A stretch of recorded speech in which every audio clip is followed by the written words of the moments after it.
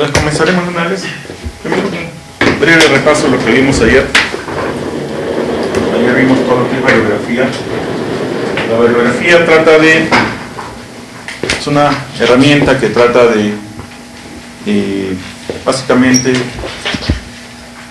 capturar cuáles son las correlaciones espaciales entre las muestras, entre sí, también entre las muestras y los bloques. Eso es lo que nos interesa al momento de interpolar. Una de las cosas que hay que aclarar es que la geoestadística no fue lo que descubrió que había una correlación entre las muestras, una correlación espacial entre muestras en geología, que la mineralización cambiaba en el espacio, ¿no? Eso ya se había visto hace cientos de años. Hace cientos de años se sabía, ¿no?, que hay mineralizaciones en vetas, por ejemplo, son en clavos, que dentro del clavo las leyes son más parecidas entre sí, fuera de clavos diferentes, o en yacimientos hay yacimientos zonados. Todo eso ya se sabía desde hace mucho tiempo. La geoestadística simplemente fue una manera de tratar de modelar eso en forma matemática, de una forma que lo podamos usar, nada más, ¿no? Pero ya era un conocimiento que se sabía desde antes, ¿no? Es por eso que métodos de interpolación como inverso a la distancia, ¿no?, que no usan nada de las técnicas, del resto de técnicas geoestadísticas, se usaba porque ya era una forma de tratar de capturar esta relación de esta correlación entre muestras y la distancia, ¿no? Entonces, la herramienta principal de la geoestadística es el variograma. Eso es lo que vimos ayer. El variograma en sí, propiamente dicho, lo que trata es de capturar simplemente la diferencia entre los valores con la distancia, ¿no? Vimos ayer que la fórmula del variograma es simplemente en función de una distancia h, tenemos la sumatoria de las diferencias de x en h menos x de x más h. Ya, ¿no? O le pondremos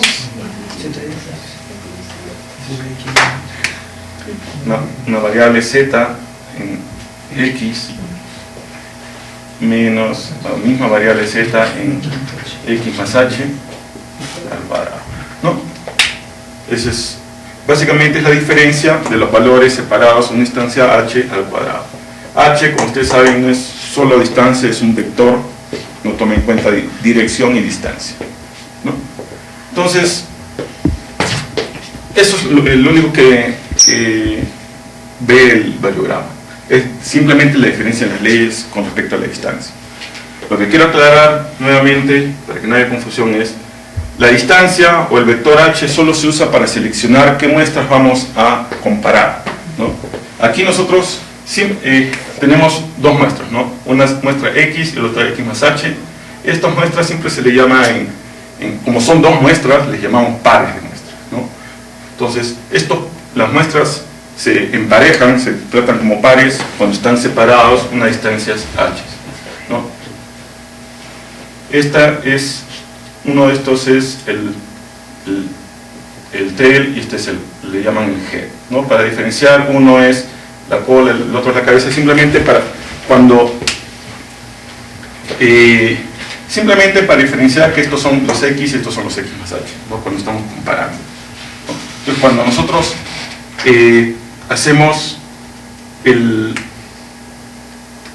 por ejemplo, ayer vimos el asunto del drift, ¿no? El drift ocurre cuando hay una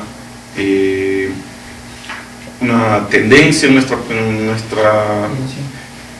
nuestro depósito y las leyes varían con la distancia. A medida que aumenta la distancia, la correlación disminuye, ¿no? Entonces, si calculamos la media de los tails y las medias de los heads, vamos a ir viendo que a distancias pequeñas esas medias son parecidas, pero a medida que se aumenta la distancia, la diferencia entre las medias aumenta, ¿no? Entonces, si ploteamos, ¿no?, la media de z de x menos la media de z de x más h, ¿no?, vamos a ver que y este es h, vamos a ver que o aumenta o disminuye con la distancia. eso es indicativo de la presencia de una tendencia y la presencia de falta de estacionalidad, ¿no? Y esto causa a veces problemas con el variograma, porque este tipo de, cuando tenemos bastantes drift, esto causa que el variograma no se estabilice en el CIL, sino continúa la serie. Bueno, entonces, estos son los pares de muestras que nosotros vemos. Y lo que quería recalcar de nuevo es que la instancia H solo se usa para escoger los pares de muestras que vamos a usar para el cálculo, pero no entra en la fórmula. La fórmula no usa para nada la distancia, no es, el variograma no está estandarizado en función de la distancia. La distancia no entra para nada en el cálculo, simplemente se usa en el momento de seleccionar qué pares de muestras vamos a comparar unas con otras y nada más. Pero el variograma en sí simplemente es una diferencia al cuadrado de los valores, nada más, ¿no? Entonces, en sí es una herramienta bastante sencilla y por eso mismo tiene problemas. El variograma y todas las herramientas similares como la covarianza, el correlograma, los variogramas relativos, todos simplemente capturan correlaciones lineales entre X y X más H, ¿no? Si la correlación no es lineal, no lo captura bien o simplemente te sale cualquier cosa. Entonces, uno de los problemas principales y uno de los problemas en los cuales hay una de las causas principales de desviación de la linearidad entre X y X más H es cuando la orientación de la anisotropía cambia en el espacio, no está orientada en forma recta. Y eso generalmente nosotros lo podemos resolver dividiendo nuestra área en dominios que tengan más o menos una orientación más o menos rectilínea. Y eso es lo que hacemos en Antamina, ¿no? Tenemos el depósito así y tratamos de dividirlo en dominios que más o menos tengan una orientación más o menos recta de la orientación principal de la anisotropía, ¿no? Para en esos sitios el variograma sea más o menos estable y bien calculado. Esa es la razón por la cual usamos dominios de variografía.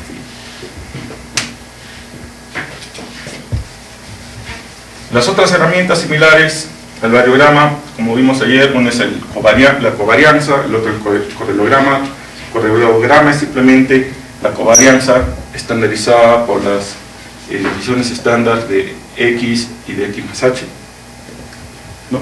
El correlograma es la herramienta que nosotros vamos a usar más porque en general tiende a ser menos sensible a la presencia de outliers, a la presencia de trenes, pero aún así es sensible. No hay que pensar, cuando te digan algo que es menos sensible, que es más robusto, no, en los términos estadísticos ya lo mencioné anteriormente, cuando algo es menos sensible a cambios, se le llama robusto. Entonces el correlograma es más robusto a la falta de estacionariedad, más robusto que el variograma. No quiere decir que sea totalmente insensible, que no le afecte, es simplemente que es menos sensible, pero igual afecta. Nosotros vamos a ver muchos casos que si tenemos una fuerte tendencia en nuestros datos, vamos a ver cómo el correlograma también se dispara por encima del CIL, ¿no? Entonces no hay que confiarnos que el correlograma nos va a salvar de todos nuestros problemas, ¿no? Siempre tenemos que, en lo posible, tratar de primero obtener dominios que sean homogéneos. Eso es lo que hemos estado enfatizando todo el tiempo desde el PDA, ¿no? Dominios que sean estacionarios, ¿no? Si logramos eso, estamos en gran parte ya eliminando los posibles problemas que podemos tener con el variograma. Si tenemos un dominio estacionario, un dominio donde no hay un tren muy definido, el variograma nos va a salir bien, ¿no? No vamos a tener mayores problemas. Si tenemos un buen variograma, vamos a poder hacer la interpolación correctamente, ¿no? Porque todo esto es como una casa de tarjetas, como dicen o de cartas, como dicen en inglés, ¿no? Tenemos en la base la geología, luego el EDA, luego tenemos la variografía y luego tenemos la interpolación. Si alguno de estos falla, esta casa se derrumba, ¿no? La interpolación está encima. La interpolación depende de todo lo que está acá abajo. Si alguno de estos está mal, la interpolación no lo va a poder arreglar, ¿no? Entonces, si la geología está mal, el resto va a estar mal. Si el EDA no te define buenos dominios, el resto también va a estar mal. Si la variografía no está tan bien como debiera, también la interpolación no está bien. ¿No? Todo depende de los pasos anteriores. Si el paso anterior está mal, los siguientes pasos no lo van a corregir, ¿no? Entonces, a veces, lamentable, como ya hemos mencionado, a veces no nos queda otra que usar los datos que tenemos. Entonces, como siempre, tenemos que tratar de ver cómo minimizar los problemas que esto nos puede causar, y si no los podemos minimizar, tenemos que mencionar eso en el reporte, ¿no? Que estamos usando datos que teóricamente nos pueden causar problemas, ¿no? Nos estamos usando por esta razón tal, tal, tal y tal, y esto puede causar este problema tal, tal, tal y tal, ¿no? Y punto, ¿no? Eso es, si las razones son válidas, no hay problema en que ustedes hagan eso, pero siempre tienen que mencionarlo, ¿no? para que quede claro. Entonces, la variografía descansa en el variograma, que es simplemente una diferencia del cuadrado de valores. Vamos a ver qué. Vimos ayer también los variogramas relativos, que se usan, en cierta manera, fueron creados mayormente para tratar de minimizar el efecto de dominios no estacionarios. En general nosotros eso lo usamos, lo corregimos usando el correlograma, por eso es que no usamos nosotros mayormente variogramas relativos, ¿no? En algunos sitios prefieren usar más el variograma relativo que el correlograma. En cierta manera es cuestión de preferencia, ¿no? Entonces, por eso los he mencionado, para que ustedes sepan que existen. No los vamos a usar mucho, pero es bueno que ustedes los conozcan. Luego, otro de los puntos es que el variograma, la covarianza y el correlograma son herramientas similares, ¿no? Están correlacionadas entre sí. Se pueden reemplazar una por la otra indistintamente, ¿no? Por ejemplo, el variograma se relaciona con la covarianza con esta fórmula, ¿no? El variograma de H es igual a la covarianza de 0 menos la covarianza de H. ¿No? Esta fórmula está en los papeles que le he dado ayer, ¿no? Simplemente esto permite intercambiar uno por el otro, ¿no? Por ejemplo, nosotros casi todo el modelamiento, o en general en la mayoría de sitios, se hace usando el variograma, pero casi siempre las fórmulas en el software está definido en función de covarianzas, porque es más sencillo de definir las matrices de Kriging, que vamos a ver más tarde, en función de covarianzas que en función de variograma. Pero como está correlacionado el variograma con la covarianza de esta manera, no hay problema, ¿no? Tú lo puedes poner como covarianzas, el software simplemente hace la transformación, como variograma, el software hace la transformación de variograma a covarianza y usa las covarianzas.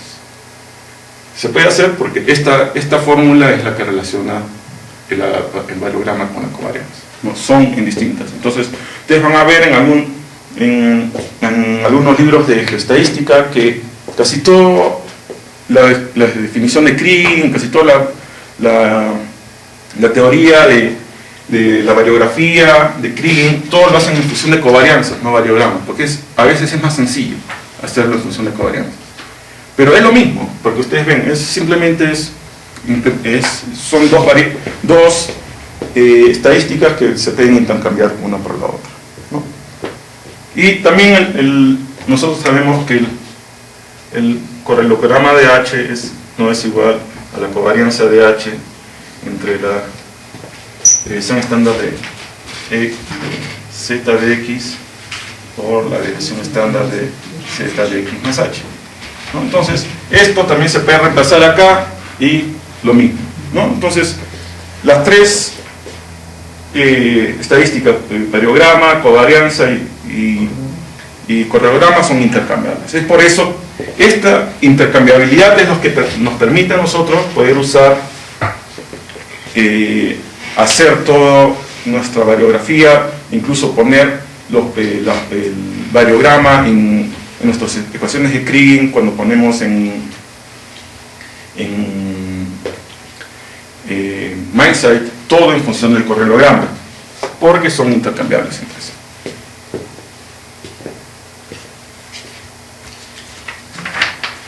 Luego, la otra cosa que mencioné ayer y siempre hay que tener en cuenta es el asunto de que en Sage usa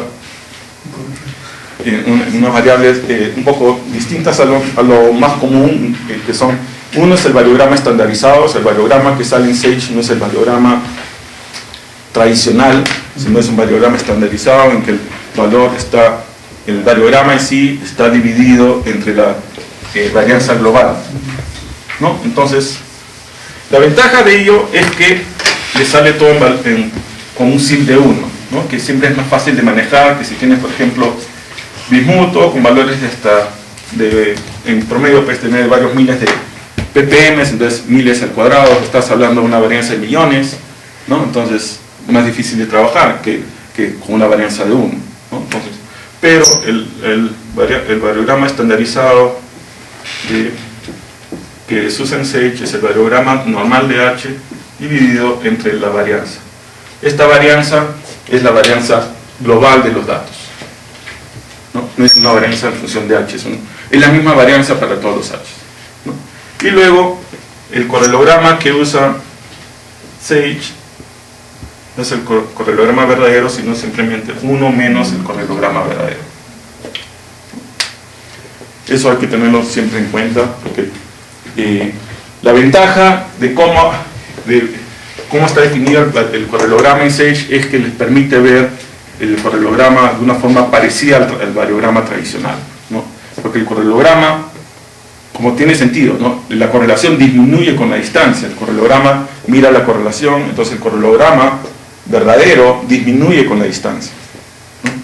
Si tú tienes la distancia h, el correlograma disminuye así. Pero nosotros estamos familiarizados a ver el variograma, que aumenta con la distancia. Entonces, el correlograma en h, si aplicamos esta fórmula, es 1 menos h, 1 menos el correlograma, sale el correlograma que aumenta con la distancia. La varianza, diré, el variograma mira a la diferencia de datos con la distancia, ¿no? Entonces mira cómo varían los datos con la distancia, y por eso que el variograma aumenta con la distancia. En cambio, la covarianza mira a la similitud con respecto a la distancia, igual que el correlograma. Tanto la covarianza como el correlograma, ambos disminuyen con la distancia.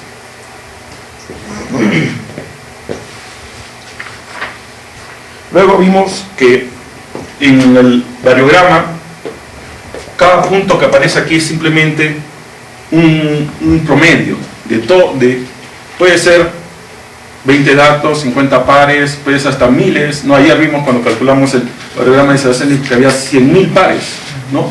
Cada uno de esos puntitos era simplemente el promedio de esos 100.000 pares. Era simplemente, hemos visto nosotros que el promedio es una forma de tratar de caracterizar una población, ¿no? Y aquí vemos, ese es el uso que le damos acá. El promedio de esos 100.000 pares es ese puntito, porque si pusiéramos los 100.000 pares ahí, se imaginan qué sería, ¿no? Entonces no podemos usar esos 100.000 pares tal como son, tenemos que tratar de capturar cuál es lo que representa esos 100.000 pares, y ese promedio es el variograma de esos 100.000 pares, ¿no? Entonces, vemos, cada uno de esos puntos es simplemente un promedio de un cierto número de pares, ¿no? Pero lamentablemente, por el mismo hecho que es un promedio, es sensible a la presencia de valores extremos, ¿no? Y como el variograma, la covarianza son valores elevados al cuadrado, son muy sensibles a valores extremos, ¿no? Entonces ese es el problema. Por eso que a veces, cuando los valores son más o menos estables, el variograma sale no como ayer lo vimos, especialmente porque había cuando tienes bastante datos, el promedio no es tan sensible a los extremos. Pero cuando tienes pocos datos, es sensible a los extremos, y ahí comenzamos a ver variogramas bastante, lo que se llama ruidosos, ¿no? Que no están alineados, sino uno sube, otros baja. Y esos ruidos generalmente son debido a presencia de valores extremos, ¿no? En algunos pares de distancia vas a agarrar ese valor extremo, en el otro par no lo vas a agarrar, diré en el otro h. En un h agarras de repente un valor alto, en el siguiente h no lo agarras, entonces por eso que sube, luego en el otro baja, y así están, ¿no? Entonces, cuando tenemos eso, una de las cosas que podemos hacer es chequear nuestros datos y ver si puede ser, y de repente probar haciéndole un capping a nuestros datos, ¿no? O más o menos tenemos una idea de qué valores los podemos considerar extremos, hacerles un capping y probar, ¿no? Ver el variograma de los datos eliminando un poco el efecto de los valores extremos y ver si eso mejora nuestro variograma, ¿no? De nuevo, supuestamente el correlograma es menos sensible a la presencia de valores extremos, pero igual, no. Es menos sensible no quiere decir que no sea sensible a valores extremos, ¿no? Siempre es por eso que nosotros vemos, ¿no? Que nosotros todo el tiempo usamos correlogramas y vemos que hay en muchos casos que salen correlogramas bien con bastante ruido, y eso puede ser, no estoy diciendo que siempre sea así, pero puede ser que sea debido a la presencia de valores extremos. Entonces, en esos casos valdría la pena quizás explorar la posibilidad de hacer capping para ver si eso ayuda a tener un variograma mejor definido. El capping que podríamos hacer en el variograma, eso lo podemos sacar de la curva de probabilidad. Claro, de la curva de probabilidad. Es algo simplemente para mejorar el variograma, entonces no tiene que ser algo muy bien hecho, ¿no? Es simplemente eliminar los valores extremos y ver si eso ayuda a una que considero. Se podría hacer primero un normal 98% con toda la información y otro variograma, pero ya capearlos y comparar esos dos. Claro, y como hacer el capping es relativamente rápido, es más rápido que, no, ayer vieron cómo demora el cálculo del variograma, es más fácil primero tener tu variable y luego tener al costado en Excel le calculas tu variable capeada y ya una vez que tienes capeado, de frente vas a hacer el variograma, calculas variograma con tu variable original, con la variable capeada y ves si te sale mejor, ¿no? Si te sale mejor, usas el variograma con la variable capeada, ¿no? Porque al final la idea del variograma es capturar cuál es por eso que el variograma usa un promedio de los datos, porque la idea es capturar cuál es se puede decir, el promedio de nuestra población, ¿no? Si hay algún valor extremo que nos está afectando ese promedio, ese valor extremo es una molestia más que una ayuda, ¿no? Y al final nosotros no vamos a usar los datos tal como salen del variograma, nosotros le vamos a aplicar un modelo, ¿no? Entonces, no afecta en nada que ustedes estén usando un poco de capping en sus datos, ¿no? Al revés, eso les va a permitir obtener un variograma más representativo de su población real, ¿no? Esto va a ser, como hemos visto ayer, va a ser más importante cuando tienen menos datos, ¿no? Porque cuando tienen menos datos el efecto de los valores extremos es más pronunciado.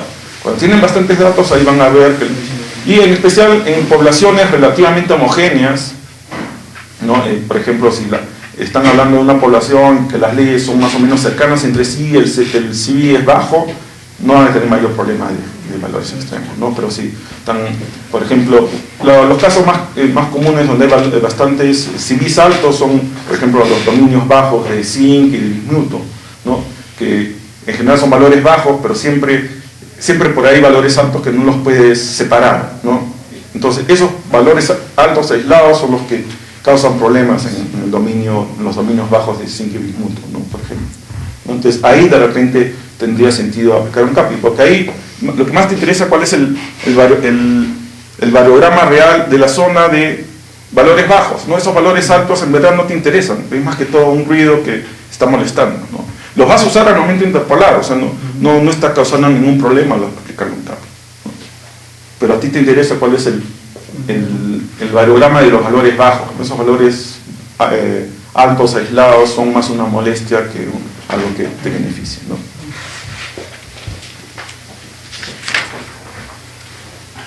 Luego vimos el asunto de la anisotropía, ¿no?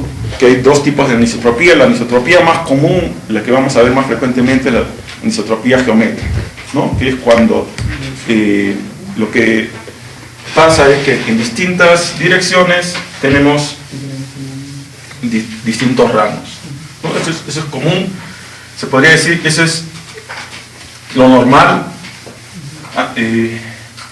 Un variograma isotrópico en el sentido que significa que es igual en todas las direcciones, es muy raro, ¿no?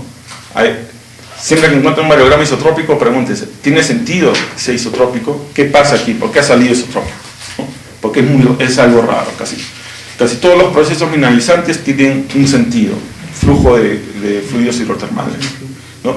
Entonces, eso causa que la mineralización tenga una anisotropía. A veces la anisotropía es más fuerte, a veces es menos fuerte, pero siempre hay anisotropía.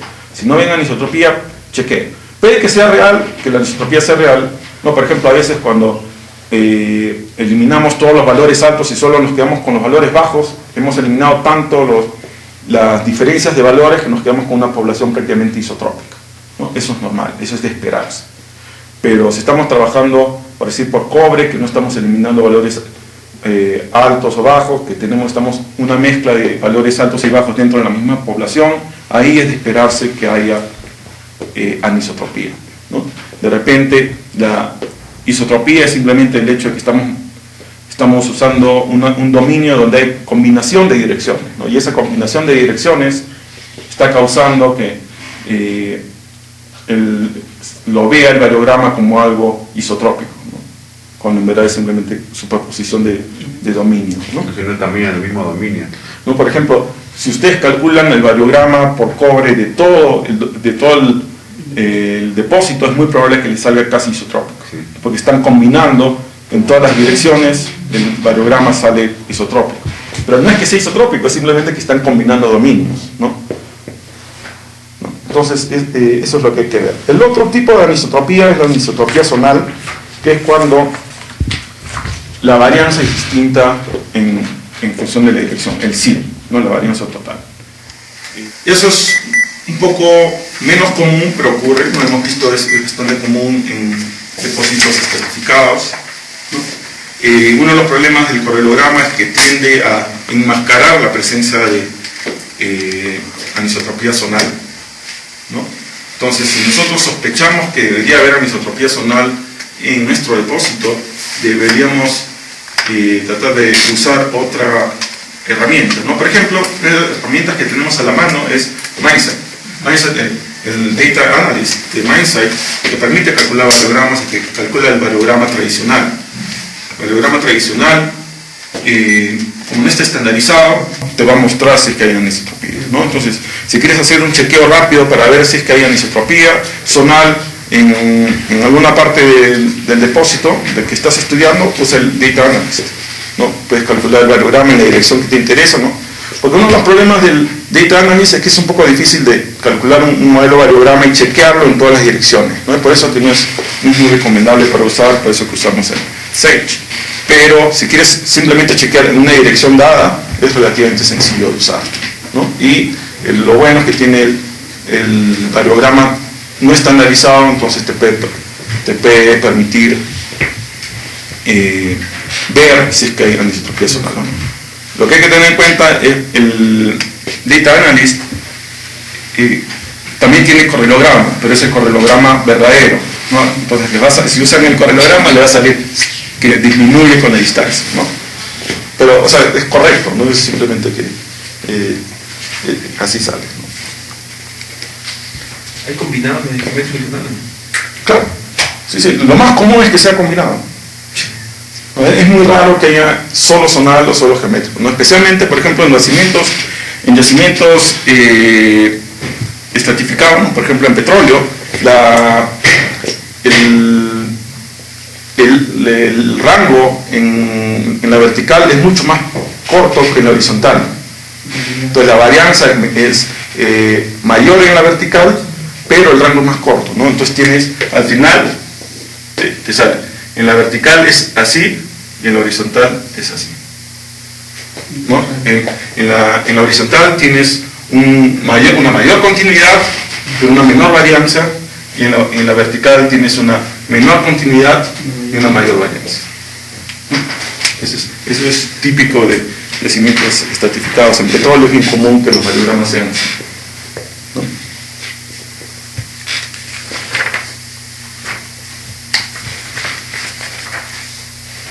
Luego vimos el cálculo del variograma experimental, ¿no? Que hay que seleccionar el lag o la distancia h, ¿no? Que nosotros lo que hacemos es seleccionamos un h que es una serie de intervalos, ¿no?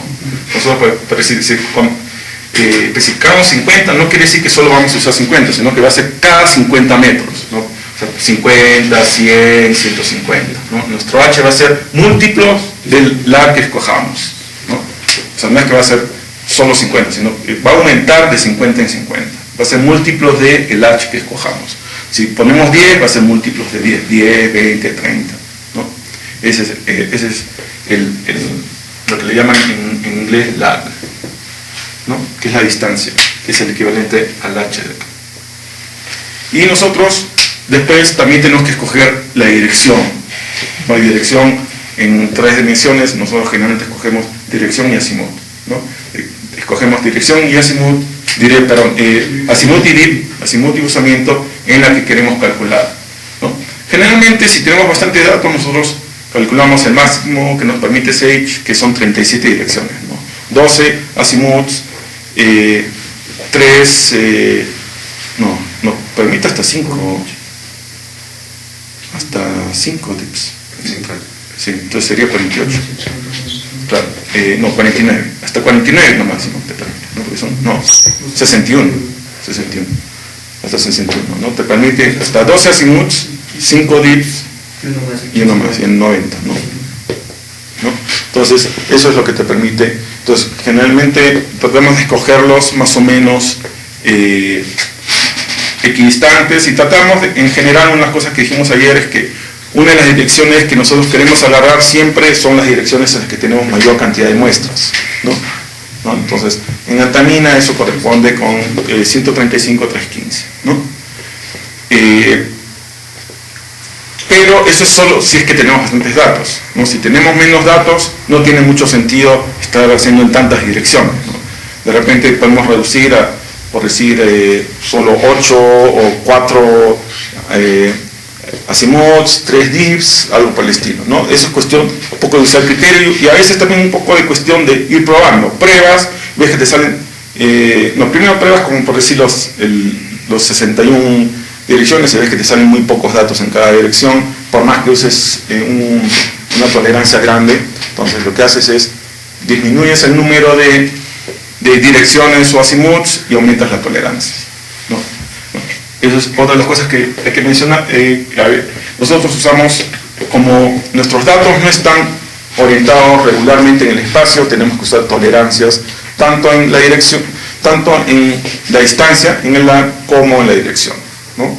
Eso nos permite poder tener datos en cada distancia h, si no, nunca podemos agarrar datos.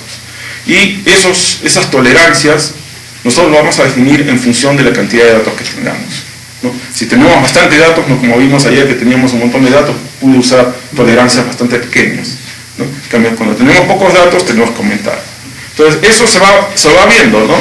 Igual que hicimos ayer, ¿no? Primero, pruebas con lo que crees que te puede salir bien. Siempre tienes que comenzar en algún sitio, ¿no? Por ejemplo, en antamina, comenzar con un lag de 50 metros, más o menos tiene sentido. Y comiencen siempre con, al menos que sepan ya de antemano que tienen pocos datos, comiencen con los 60 y tantos, combinación de 12 azimuts y 5 más 1 dips, ¿no? Si ven que ya les salen muy pocos pares en cada punto, entonces ahí ya pueden disminuir el número de azimuts o dips y aumentar las tolerancias angulares, el bandwidth, ¿no? Y recuerden, siempre deben de tratar de que no debe haber espacios en las tolerancias, tanto en angular o en los lags, ¿no? Y que puede haber un poco de traslape, pero tampoco el traslape que no sea excesivo, ¿no? Porque si no, mientras más traslape, mientras más tolerancias tengan, siempre les va a salir más suavizado, ¿no? A veces no les queda otra, ¿no? Es lo único que pueden hacer porque no tienen muchos datos, ¿no? Pero hay que estar conscientes de cuál es la consecuencia de hacer eso, cuál es la consecuencia de tener que usar tolerancias muy grandes, ¿no? Uno de los principales problemas es que eso les va a subestimar la anisotropía. Están suavizando tanto los datos, están usando los mismos datos en varias direcciones, o están usando para esta dirección datos que en verdad están bien lejos de esa dirección, en verdad están suavizando la anisotropía. Entonces, al final del modelo tiene que darse cuenta, ¿no? La anisotropía que ha obtenido en verdad es menor de la anisotropía real, de repente el rango en la distancia el rango menor está más largo de lo que debería ser, el rango mayor está más corto de lo que debería ser. Bueno, entonces ahí yo puedo manualmente modificarlo y decir, no, este rango, yo sé que debido al de ganancias que he usado que han sido muy grandes, esto ha hecho que el rango sea muy corto, yo lo puedo agrandar, y el rango corto ha salido muy largo, yo lo puedo achicar. Bueno, aparte que también puedo usar mi criterio geológico, yo sé, no, que por decir, la mayoría del scan, en verdad son casi como cuerpos tabulares, ¿no? Son mucho más cortos en la dirección perpendicular al contacto que en las otras dos direcciones, ¿no? Entonces, en la dirección perpendicular al contacto yo voy a esperar que el rango sea mucho más corto que en las otras dos direcciones, ¿no? Entonces, eso es algo que yo debo ver reflejado en el variograma. Especialmente si es que estás trabajando con una variable que es mayormente controlado por la litología, ¿no? Y especialmente en el scan, ¿no? En el intrusivo tú puedes esperar que ahí sea un poco más isotrópico, que haya más igual en todas las direcciones, ¿no? Pero en el scan, en todos los scans, ¿no? Incluso en los más grandes, siempre la dirección perpendicular al contacto es mucho menor que en las otras dos direcciones, ¿no? Entonces nosotros tenemos que esperar que en esa dirección sea el rango menor.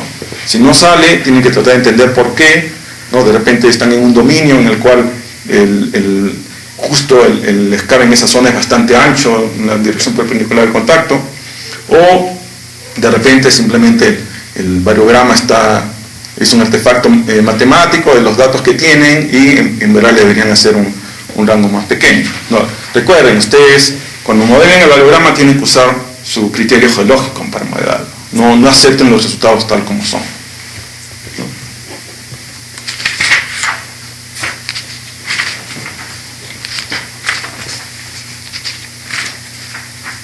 Luego, en cuanto al modelamiento, ya que estamos hablando de modelamiento, hay toda una serie de modelos que nosotros podemos usar. Esos modelos fueron definidos por sus características matemáticas, no fueron escogidos porque tengan algún sentido geológico, ¿no? Eso es algo que hay que tener en cuenta todo el tiempo. La geoestadística son herramientas matemáticas, no tienen nada de geológico en sí, no hay, en la fórmula del variograma no hay nada de geología metida ahí, ni siquiera la distancia entra en la fórmula, ¿no? Entonces, no hay nada de geología en la geoestadística, ¿no? Los modelos de variograma, el esférico, el exponencial, fueron escogidos porque son sencillos de comprender, sencillos de usar y ayudan a modelar el variograma. No fueron escogidos porque tuvieran algún significado geológico en sí, ¿no? Entonces ustedes pueden usar cualquiera de ellos. Hemos visto que hay algunos modelos como el gaussiano que sí no debemos usar porque esos tienen ciertas implicancias, ¿no? El modelo gaussiano implica una alta continuidad a distancias pequeñas, que eso no ocurre en la mayoría de las variables geológicas que nosotros usamos, ¿no? Entonces no tiene sentido usar un modelo gaussiano en nuestros modelos, ¿no? Al menos que estuviéramos modelando por algún motivo alguna superficie, ¿no? Como la topografía o por decir el contacto, si quisiéramos modelar contactos, ese tipo, o anchos de vetas, ahí sí, esas son variables un poco más continuas, ahí sí tendría sentido usar gaussiano. Pero en general, no, por ejemplo en Sage no hay esa opción, así que tampoco no tenemos. No sé si el Data Analyst tenga la opción del modelo gaussiano, no lo he usado tanto como para ver eso, pero es un modelo que hay que saber su existencia porque es un modelo que es relativamente común en las áreas fuera de minería, ¿no? Y que puede tener algunos usos en minería, ¿no? Como les he dicho, si estamos modelando alguna variable relativamente continua. Pero en general, nosotros tenemos tres opciones de modelo, ¿no? El esférico, el exponencial y el efecto de Pepita, ¿no? Que es también otro modelo.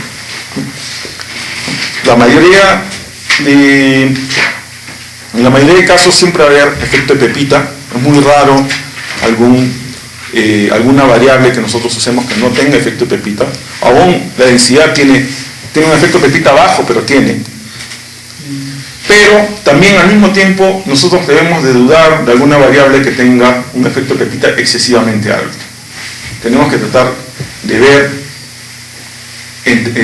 por qué está teniendo un efecto pepita alto y ver si es que eso es simplemente un artefacto matemático de la falta de datos o si es real, ¿no? Siempre que nos hagan un efecto de pepita muy alto por encima de 0.7 o 0.6, tenemos que tratar de ver y tratar de entender si es real o simplemente un efecto de los datos, ¿no? El efecto de pepita en general es simplemente un reflejo de la falta de datos que tenemos a distancias menores que el lab más pequeño que usamos en nuestro downhole variograma. El downhole variograma es el que usamos para determinar el efecto de pepita. En nuestro caso nosotros lo hacemos cada 7.5 metros, entonces es a una distancia menor de 7.5 metros, no tenemos mayor información. Esa falta de información a menos 7.5 metros es lo que causa gran parte del efecto pepita, ¿no? Es la falta de información. Hay un efecto de pepita real en la población, pero no lo podemos detectar porque no tenemos información a menor de 7.5 metros, ¿no? Y lo que siempre hay que tener en cuenta es que los métodos que tenemos el método más común que existe para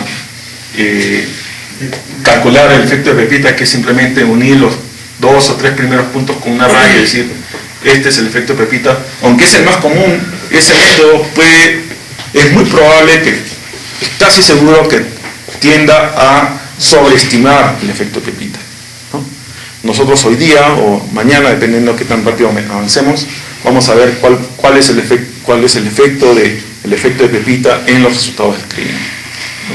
Entonces, en general lo que nosotros queremos es capturar el modelo real de nuestra población tal como es, ¿no? Entonces, si el efecto de pepita real es aquí, no hay problema, ¿no? Pero lo que queremos es capturar real. Si lo estamos sobreestimando, está mal.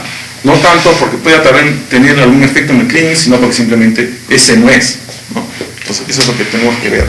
La idea principal del modelamiento del variograma es tratar de capturar cuál es la continuidad espacial de nuestra población, ¿no? Estamos usando los datos para eso, pero a veces los datos que estamos usando son limitados.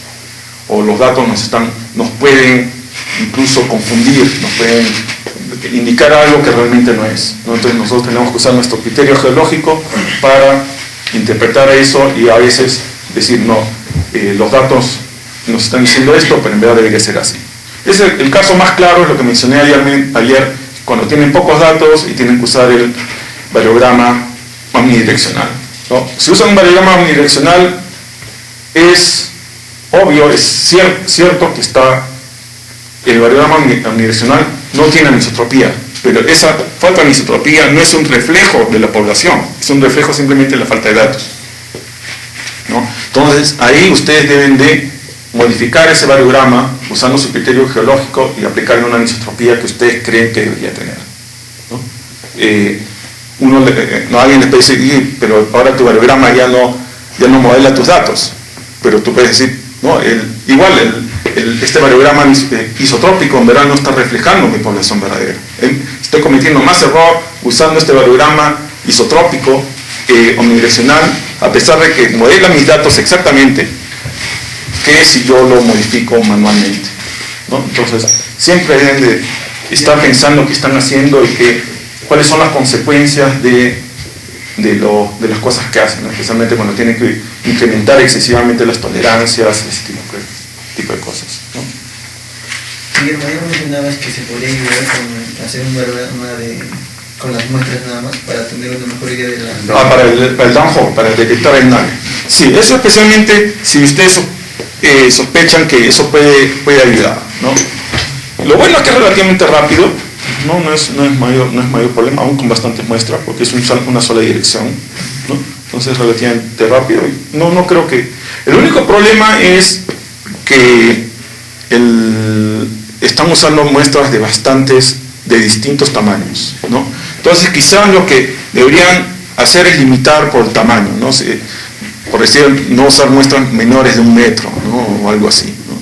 Muestras de metro y medio a 3 metros, que sea. Para no tener el cambio de soporte. Claro, para no tener el efecto del cambio de soporte muy grande. Porque uno de los problemas que tenemos es las muestras de densidad en particular, esas son bien chiquitas y a veces tienen leyes bien altas y disparan las cosas, ¿no? Entonces, para eliminar el efecto de esas muestras pequeñas, usar las muestras, solo muestras mayores de 1 metro, por ejemplo, ¿no? Entonces ahí de repente eso les puede ayudar. Y lo bueno es, como mencioné ayer y hoy día también vamos a comenzar a ver, es el hecho del cambio de soporte. Bueno, ya que comenzamos a hablar, podemos ir metiendo esta idea en la cabeza. ¿Qué es el cambio de soporte? Es un tema que vamos a irle dando vueltas entre hoy, mañana. Es que si tenemos una población, ¿no? Yo le saco el promedio a esto, ¿no? Y luego junto, ¿no? Tengo 9 muestras. Junto las muestras en 3 pares, por decir estoy compositando, ¿no? Ahora ya no tengo, por decir aquí tengo un valor, aquí tengo 9 valores y tengo una media de 9 valores. Luego lo composito y saco la media de estos 3 valores, ¿no? Aquí tengo una varianza también de los 9 valores y aquí tengo una varianza de los 3 valores. En teoría, como simplemente al compositar estamos combinando las muestras, la media de los 9 y la media de 3 debe ser exactamente igual, ¿no?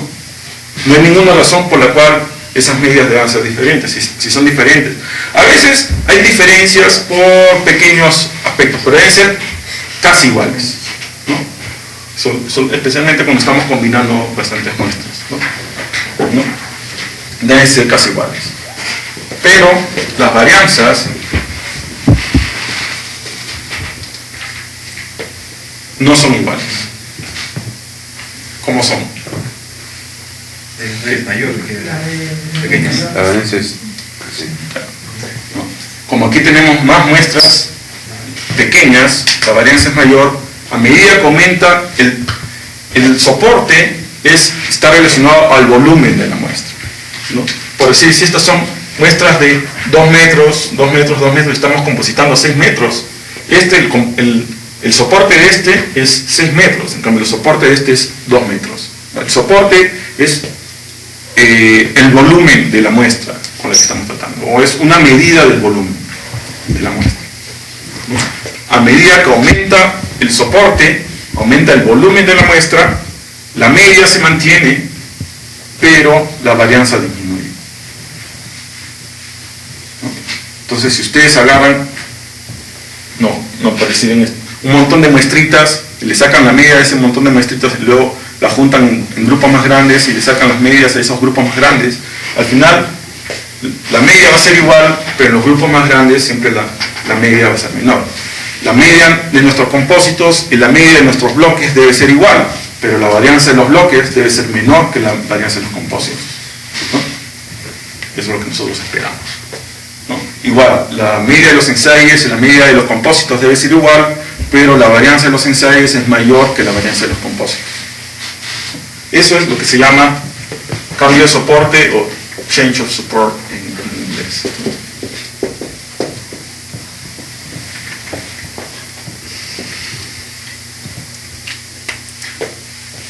Entonces, yendo al asunto de lo que estábamos hablando, del downhole variogram. Como les mencioné ayer, el variograma mide en sí, es una forma de medir cómo cambia la varianza con la distancia, ¿no? Va aumentando. Cuando llega al CIL, el variograma es igual a la varianza. El valor del CIL es exactamente el valor de la varianza, ¿no? Entonces se puede decir que el variograma es una medida de cómo varía la varianza con respecto a la distancia. La varianza es menor a distancias pequeñas y la varianza es mayor a distancias grandes, ¿no? Y hasta que llega a un punto en el cual ya se elimina la correlación entre las muestras y la varianza es la misma en todos sitios, ¿no? Entonces eso se puede decir es una especie, el variograma es una especie de medida de la varianza. Como es una especie de medida de la varianza, entonces el efecto de Pepita también es una especie de medida de la varianza. Entonces, el efecto de Pepita en los ensayos es mayor o menor que el efecto de Pepita en los compósitos.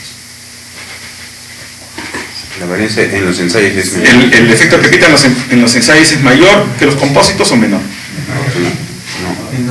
No. Levante la mano lo que dicen mayor. Yo me abstengo. Está bien, es mayor, porque es en soporte menor, justo lo que hemos visto acá. En soporte menor, la varianza es mayor. El efecto Pepita de los ensayos es mayor que el efecto Pepita de los compósitos. Entonces, el efecto de Pepita de los ensayos, usted le definiría un límite superior al efecto de Pepita de los compósitos. El efecto de Pepita de los compósitos, ustedes saben que es menor que ese valor. No saben dónde está, porque no tienen cómo detectarlo. Ese es el problema de los compósitos. Para eso están usando el variograma de los ensayos. Pero saben que es menor. En el peor de los casos es el mismo, entonces pueden usar el mismo, ¿no? Pueden usar el efecto de Pepita detectado en los ensayos, pero saben que es menor. Lo más probable es que salga menor de lo que saldría usando simplemente los compósitos, ¿no? Eso sería una especie de validación del hecho de que usando los compósitos están de repente sobreestimando el efecto de Pepita. Pero eso va a depender de cada población, ¿no? No hay una forma de decir que necesariamente siempre va a ser así, ¿no? Porque cada población, igual que la forma del variograma varía, no todas las poblaciones siguen exactamente la misma curva, ¿no? Unos son así, otros son así, otros son así. Igual, cerca al origen varía, ¿no? Entonces, en algunos casos, el efecto de Pepita de los ensayos va a ser muy similar a lo que obtendrían directamente los compósitos. En otros casos va a ser muy distinto. Todo va a depender cómo es el comportamiento de esa variable cerca al origen. No es algo que ustedes pueden detectar así al ojo. Aquí en este caso va a ser igual, en este caso va a ser distinto. No hay forma. La única forma es calcularlo y ver, ¿no?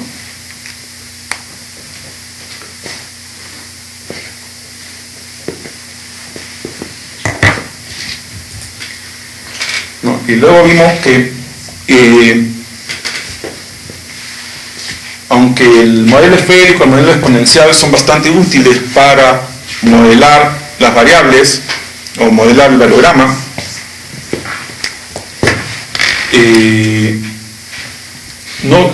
en general ningún variograma sigue exactamente el exponencial o el esférico.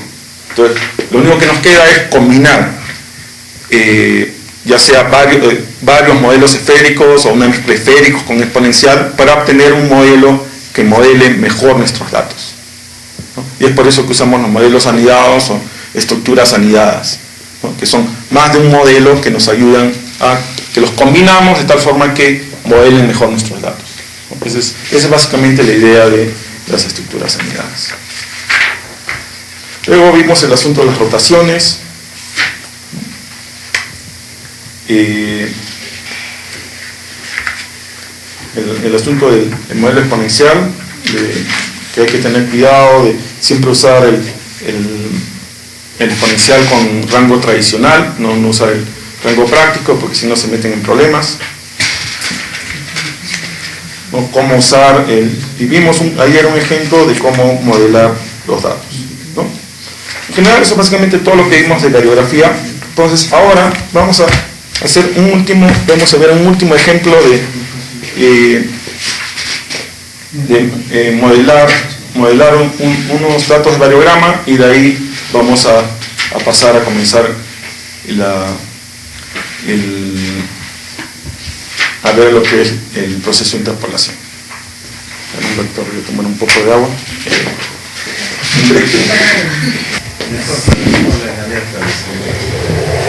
Para que tengan chance, ya.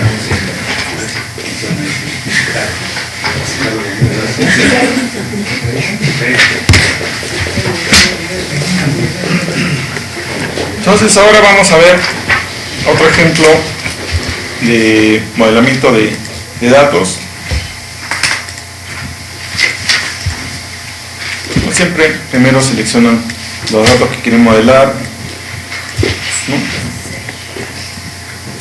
Como siempre, cuando van a hacer el downhole variogram, aquí tienen que seleccionar la variable que tiene el nombre del taladro, ¿no?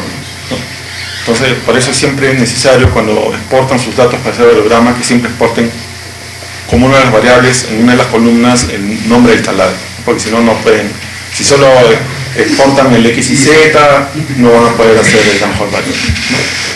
Pero siempre se deben chequear que el X, el Y y el Z están correctos, ¿no? Especialmente cuando tienen zinc en los datos, tiende a agarrar el zinc, ¿no? Tiene la mala costumbre. Y chequear que estén usando la variable correcta también, ¿no? No siempre ustedes deben chequear eso, igual chequear que estén seleccionando el modelo, el dominio que ustedes quieren usar, chequear que los datos, a veces si han exportado todos sus datos y aquí les sale por decir un -1, ¿no? Si no lo han filtrado los datos, entonces aquí le ponen 0 para que no usen los -1, ¿ya? Y siempre es mejor si ustedes exportan sus datos sin incluir los -1, ¿no? Eso es mejor porque así se evitan problemas, ¿no? Eso sería como un trimming, ¿no? Claro, aquí esto es como dice Hamilton, es como un trimming, o sea, cualquier valor que se salga de esto lo va a eliminar, no lo va a usar, o sea, no es capping, no crean que es capping esto, o sea, si aquí yo le pongo en vez de 2500 le pongo 500, los valores por encima de 500 los va a ignorar, no los va a capear a 500. Si ustedes quieren capear, tienen que hacerlo aparte, ¿no? Esto es simplemente cualquier valor que se sale de estos límites no lo usan, ¿no? Entonces hay que tener cuidado al usar. Obviamente si tienen -1 y ponen aquí 0 por decir, entonces ya los -1 los va a ignorar, ¿no? Que es lo que ustedes quieren, ¿no?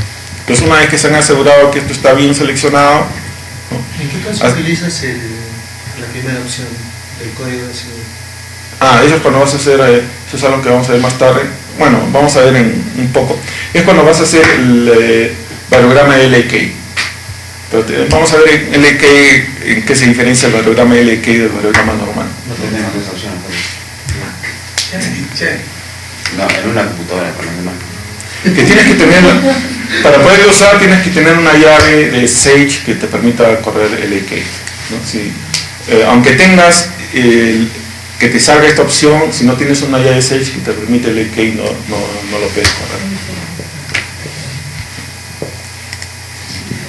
Entonces, como les dije anteriormente, cuando escogen el downhole variogram, en general no tiene mucha opción para escoger, simplemente aquí el lar, 7.5, y aquí tienen que asegurarse siempre que sea 0.5, ¿no? Esas son las únicas cosas que pueden cambiar, el resto no lo cambian y no pasa nada. En el downhole el ancho son 3 metros. No, este es compósito. Por eso que usamos 7.5.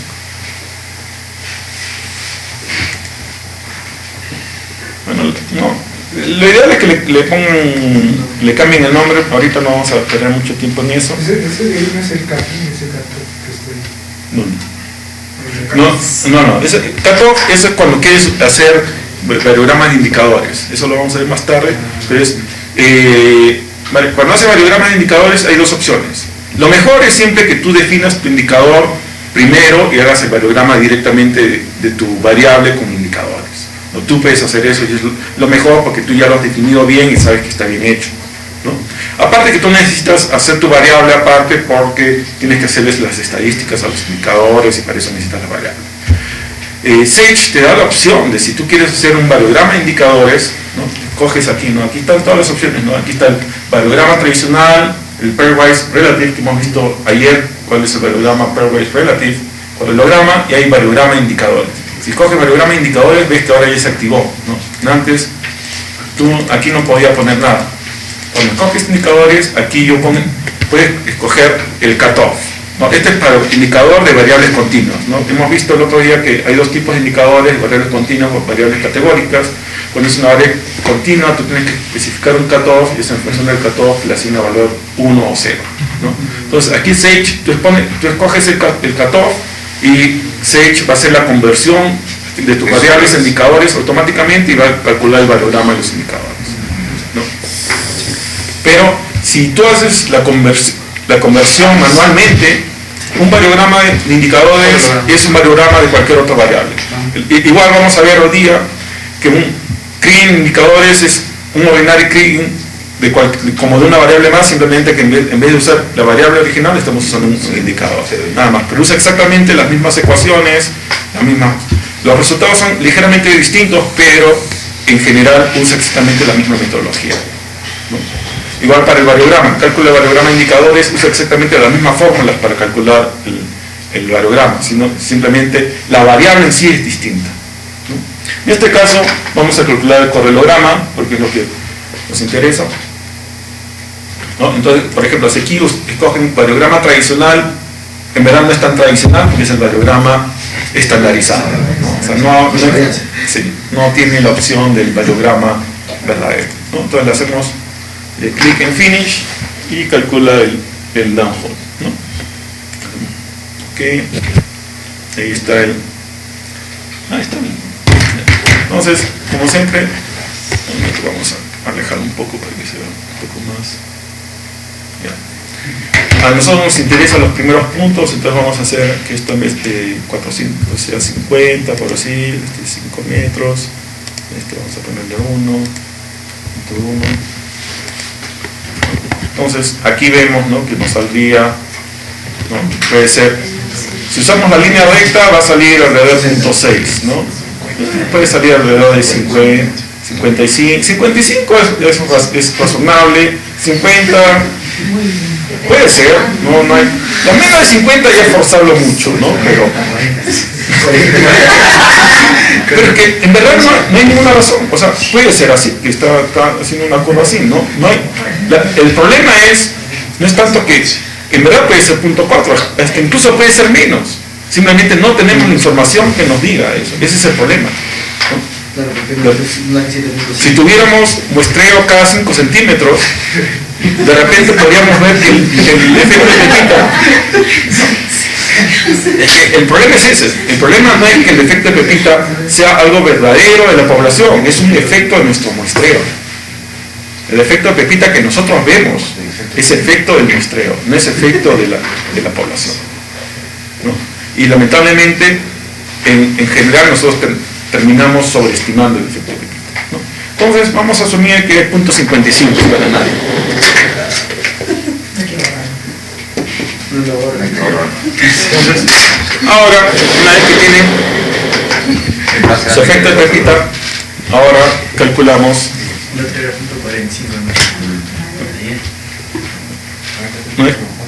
vamos a calcular ahora el variograma direccional, ¿no? Entonces ahora para el direccional tenemos que eliminarle aquí que ya no seleccione, y eso es lo único. Siempre cuando regresen, Sage tiene la mala costumbre de escoger siempre el primero, ¿no? Si ustedes, por ejemplo, si hubiéramos tenido el 3 escogido, ¿no?, hago back, ahora ven, ha escogido el 1, ¿no? Siempre que hagan back y regresen a esta primera pantalla, asegúrense que sus variables estén bien, ¿ya? No hagan back, simplemente eliminan este y hacen next y después ya le hemos escogido algo incorrecto. En nuestro caso no era mayor problema porque teníamos escogido la primera opción, pero si no hubiera sido así, puede causar problemas. Siempre chequeen que no haya hecho nada raro Sage, de ahí hacen next. En este caso, igual que ayer, vamos a probar de nuevo con 50. Angular vamos a probar con 30 porque este tiene un poco menos de datos. Aunque 30 es mucho, vamos a probar con 15. Vamos a probar con 50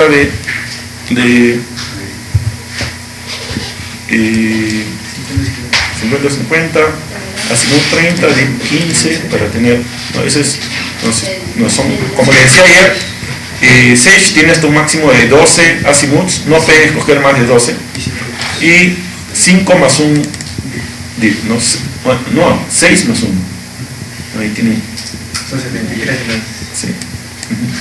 Ese es lo máximo que les permite Sage, ¿no? Entonces vamos por el momento lo vamos a dejar así nomás. ¿No sería 15, 45? Ah, ya, no. Ya. Entonces, para cambiar las direcciones tienen que hacerle clic aquí y cambiar acá, ¿no? 15. Ese es uno de los problemas en C. No, debería tener la opción de incremento, ¿no? Sí, claro, una cosa nomás.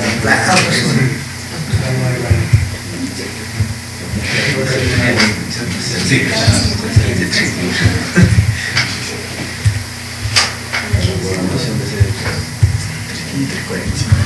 Por mientras lo vamos a dejar así nomás con todas las direcciones, el mismo lag en todas las direcciones.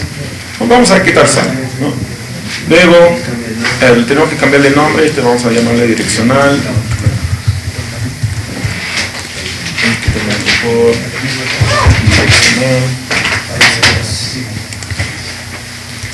Siempre tienen que asegurarse que le cambien de nombre, especialmente cuando están haciendo un montón de dominios, porque si no pueden sobreescribirlos, ¿no? Entonces una vez que ya está todo como debería ser, hacen clic en finish y... El resultado también cuando sale el ROS y el GAN. También cuando hagan el modelamiento, sí, ese es el peor de todos, ¿no? Siempre cuando hagan el modelamiento, lamentablemente, siempre graba el resultado con el nombre de archivo gam.ps y rows.ps. Este avanzó un poco más rápido porque hay menos datos. Ya, entonces, de nuevo, vamos a ponerle aquí 100, aquí. Vamos a probar primero con 700, luego vemos esto. Así que hay más. Está más o menos. ¿No ven que ahora tenemos mucho menos pares que ayer? ¿No? Tenemos solo 4000, que es un número bastante decente, ¿no? Un poco.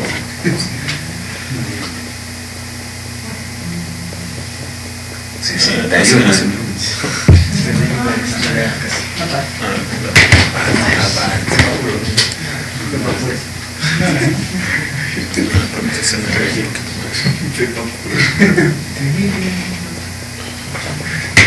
Entonces ahí vemos que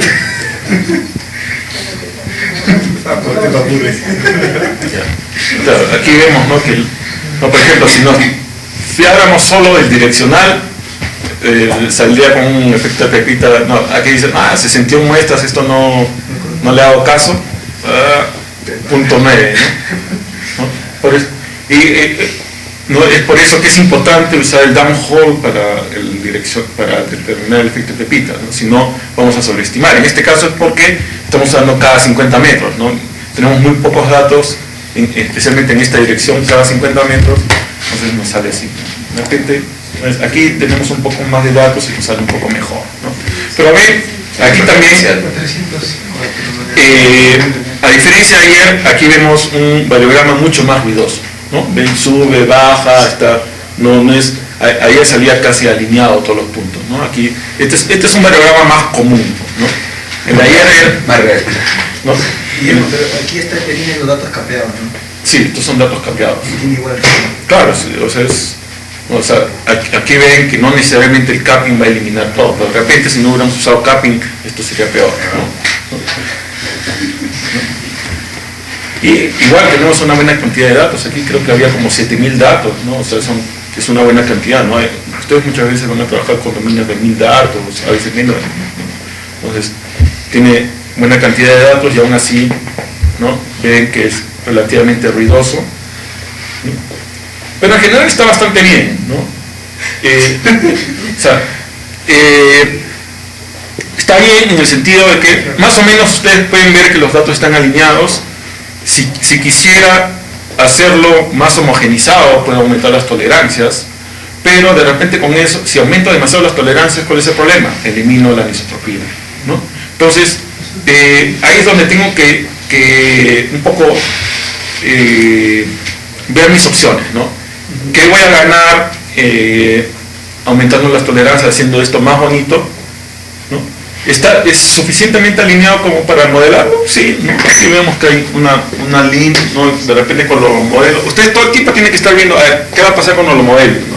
Entonces más o menos la línea va a pasar por acá, está bastante bien, ¿no? No es tan alineado, pero no va a ser, no hace mucho problema. Lo único que me preocupa en este caso es que hay muy pocos datos acá, ¿no? Entonces de repente a mí lo que me interesaría es aumentar más datos acá, y para ello lo que necesito hacer es disminuir el tamaño del lag, ¿no? Pero el problema es, aún con 50 datos aquí el primer punto ya tiene pocos datos, ¿no? Entonces de repente voy a tener muy pocos datos. Pero a ver, la única forma de saber es probando, ¿no? El otro asunto es, aquí con 50 metros de lag es relativamente ruidoso.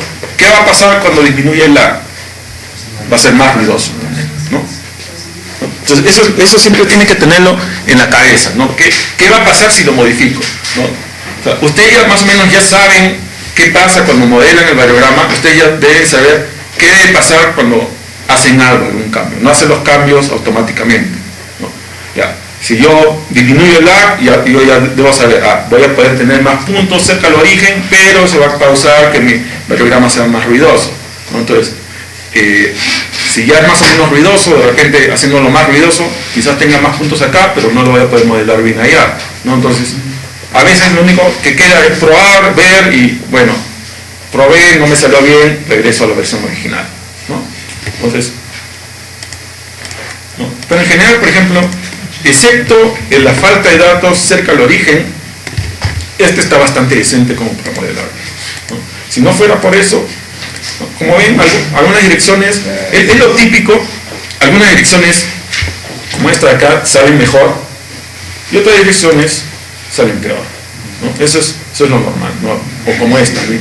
Es 315, a pesar de ser una de las direcciones donde hay más datos, está más ruidoso. O sea, no necesariamente siempre que va a haber más datos va a ser menos ruidoso, ¿no? A veces está capturando otro, no, aquí. Estamos viendo que no, este está mejor, no, ven, ¿no? Este está bien feo y aquí está un poco mejor, ¿no? Estamos viendo que un poco y así es, ¿no? Depende mucho de la dirección, ¿no? Pero este en general, en promedio, está bastante bien. Y está un poco, se puede decir, al límite de lo ideal, ¿no? En general, lo ideal es esto, ¿no? Lo ideal no es lo que vimos ayer. Y eso ya ocurre muy raras veces. Este es el tipo ideal que ocurre. Así, con este tipo de ruido, ese es ideal, ¿no? Ese es el ideal que ustedes deben esperar. Ese es ideal, ¿cuál es lo perfecto? ¿No? Entonces, este está bastante bien. El único problema es un poco la falta de datos cerca al origen, ¿no? Entonces, vamos a probar a ver qué pasa, ¿no? Entonces, vamos a probar con 30 metros en vez de... Entonces, como vamos a tener pocos datos, una posibilidad es aumentar la tolerancia angular para compensar el hecho que estamos usando menos. Entonces le puedo poner una tolerancia angular de 30 y de repente aumentar el bandwidth a 100 metros. Y vamos a probar. Entonces, de esa manera un poco compenso el hecho de que estoy disminuyendo el lag, ¿no? Vamos a dejarlo ahí por el momento.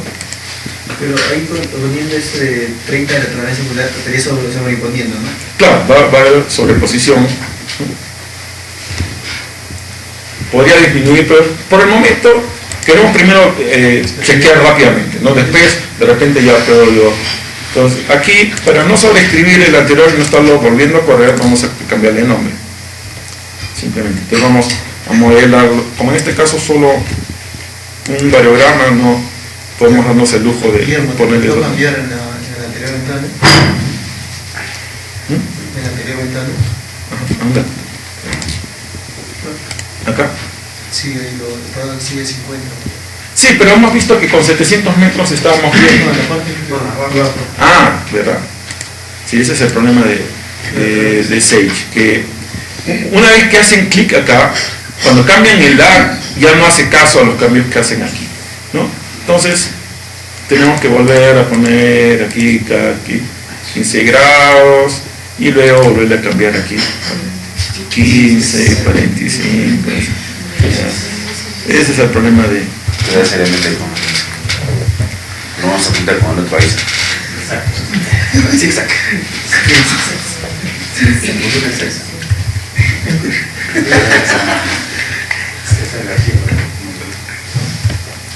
Aquí tienen que tener cuidado cuando hagan estos cambios, siempre chequear que esté bien los datos que ponen. Porque el problema es que a veces tienen que hacerlo tanto, ¿no? Que cambien una cosa y por el apuro pueden tipear mal alguno de estos ángulos, ¿no? Siempre tienen que checar. Ahí viste sobre el número máximo número de lag se debería usar con una expresión. Número de lag. Ya, eso lo vas a tener en cuenta más que todo al momento del modelamiento. Porque si lo tratas de tener aquí, a veces, uno de los problemas principales es que tú tienes en distintas direcciones, ¿no? Entonces, bueno, lo puedes limitar a la dirección más larga y obviamente las direcciones más cortas está bien. Pero eso lo puedes tener, lo tienes que ver en distintas direcciones. Entonces lo ves más fácil en el momento del modelamiento, ¿no? Tú simplemente en esta dirección yo debo hacerle caso solo hasta los puntos a esta distancia, ¿no? Los puntos más allá. Es más sencillo. Si no, tendrías que estar cambiando a cada rato. En general, lo que debes tratar es que simplemente este sea suficientemente largo que te agarre todos los datos, ¿no? Luego, al momento del modelamiento, ahí ya simplemente verificas que solo le hagas caso a los que están dentro de una dirección dada. Entonces, lo vuelves a correr.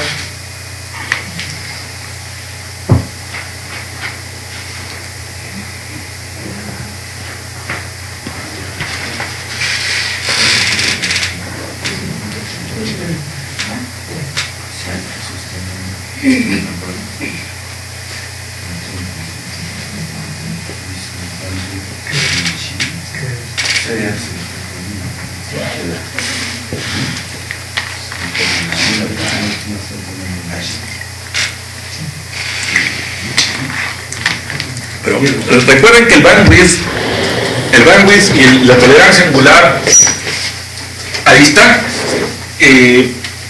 Vamos a verlo mejor en un gráfico. A distancias pequeñas, el que manda es la tolerancia angular, ¿no? Por ejemplo, si tienes un punto y otro punto, aquí tú tienes tu tolerancia angular, ¿no? Esta es la dirección. A distancias pequeñas, bueno, vamos a hacer la tolerancia angular un poco más pequeña para que sea más fácil. Por ejemplo, esto es, tenemos nuestro bandwidth a esta distancia, ¿no? A distancias pequeñas,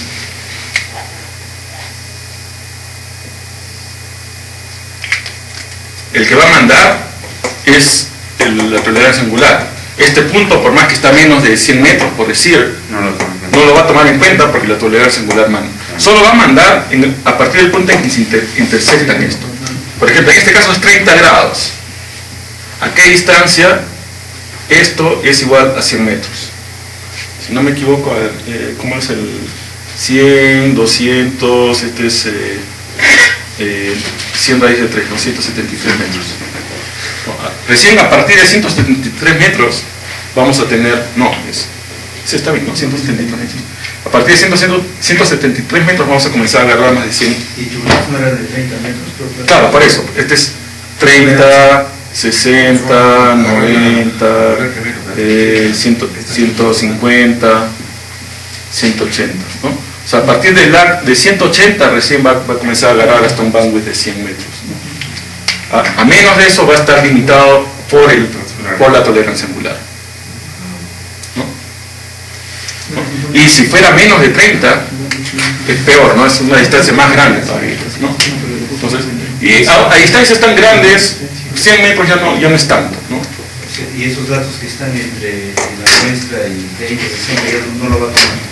Claro, un dato que esté acá ya no lo va a tomar porque está más allá, está fuera de la tolerancia angular, ¿no? Igual, un punto que está acá está dentro de la tolerancia angular, pero está fuera del bandwidth, tampoco lo va a tomar.